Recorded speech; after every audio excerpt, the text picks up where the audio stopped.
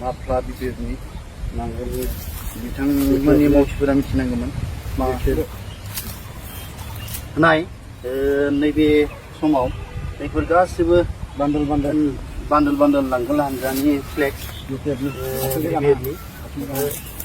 नाथाय जोङो दुखु मोननाया बेनो बिथांमोना गावसोरनि अस्तित्व एबा नांगोलनि जितु मर्यादा बेखौ बेबायदि इउजलेस खालामनानै गारना दोननो नाङामोन मानो होनबा फ्लेगआबो ओंथि दोङो बा बिथांमोना बुजिनांगौमोन बे मा जायगा बे तामुलपुरनि जोंनि तामुलपुरनि मथंगापुरि पार्कआव बेखौ एकदमबारे बिथांमोना जोबखांनायनि उनाव प्रसेस जोबखांनायाव बेबायदि गारना दोननायाव पाब्लिकआ बुंदो बेबायदि गोलैना दङ होननायखाय जोंबो दिनै नायसनफैनानै जोङो इउपिपिएल हानजानिब्लाबो बे बुस्थुखौ नुनानै जोबोद दुखु मोनथावथाव मानो होनबा बेफोरथ' मोनसे गावबागाव अस्तित्व दंबा बिथांमोना बुजिनांगौमोन बेखायनो जों बिथांमोनजों जे सोरखौबा इन्टारफेयर खालामनो थाखाय बुङाखै पाब्लिक प्लेसआ बे नुनायावबो गाज्रि जाहैबाय नङा होमबा बेखौ बिथांमोना बोखारनाया मोजां जागोन नंगौ जों दिनै रायजो राजाफोरा बुंबाय थानायखाय जोङो नैबे तामुलपुर मथंगापुरि पार्कआव माने गोबां बिपिएफनि माफ्ला आरो फ्लेगखौ गारना दोननाय होननानै रायजो राजाफोरा बुंनायखाय जों फैनानै नायफैदोंमोन फैनानै नायफैबा नंमारगौ गमामायैनो बिपिएफ दोलोनि गोबां माफ्लार आरो फ्लेगफोर बान्दोलै गारना दोननाय नुनो मोनदों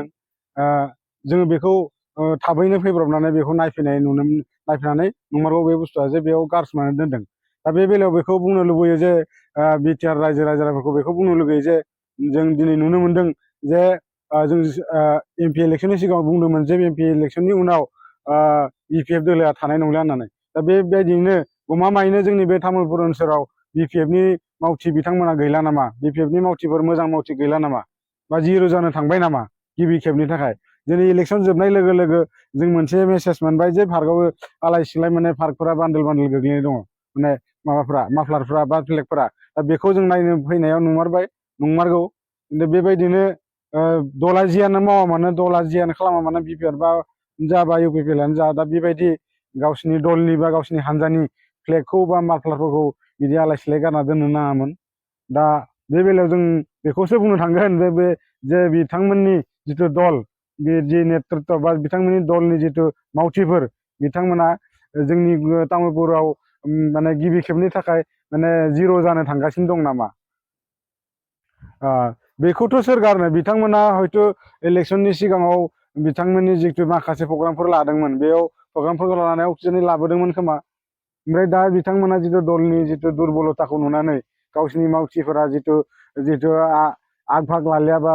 मोजां खर्मि गैला आग बारनानै फैला बा बिपिएफआ जिर' जानानै थांबाय गतिके बिपिएफआ जिर' जायोब्ला बेफोरखौ सोर आबर लाबावनो सोर आवथायबावनो दा आवथायग्रा गैला बिपिएफनि मावथि गैला दा बिनि थाखायसो जों बेखौ गोग्लैना थानाय होननानै बुंनो नांगोन नङा होमबा रायजोफोर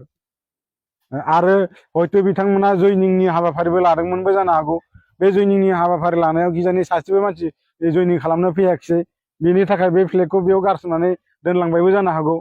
जों बेखौ बुङो आरोखि बिपिएफनि स्टार केम्पेइनार जोंहा कास्टम आरो बिक्रमखौ आं बुंनो लुगैयो नोंथांमोननि बिपिएफनि अबस्थाया मा जानो थांगासिनो दं बा मा जालांखो दिनै नोंथांमोननि फ्लेग बा माफ्लारनिखौ जोङो अबेबा हाग्रा बारि अबेबा जे दाखोर बारियावसो गोग्लैलाबायनानै थानायखौ जोङो दिनै नुनो मोनदों दा गतिके नोंथांमोननि जिथु बिपिएफ दल बे बिपिएफ दला दिनै गमामायैनो जोंनि तामुलपुर ओनसोलाव जिर' जाजोब्बाय बा जेबो रावबो सासेबो मोजां सुबुं गैला बा मावथि गैला दा बे बेलायैनो नोंथांमोना बिपिएफआ जे जिर' जामारबाय बेखौ जोङो दिनै डाइरेक्ट नोंथांखौ बुङो